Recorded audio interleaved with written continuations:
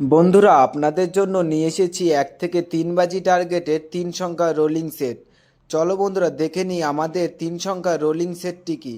বন্ধুরা, কলকাতা ফাটাফাট, কল্যাণ, মেন বাজার এরকম ধরনের সমস্ত খেলাগুলির সঠিক খবর সবার আগে জানতে চাইলে FFKR ব্যবহার করুন।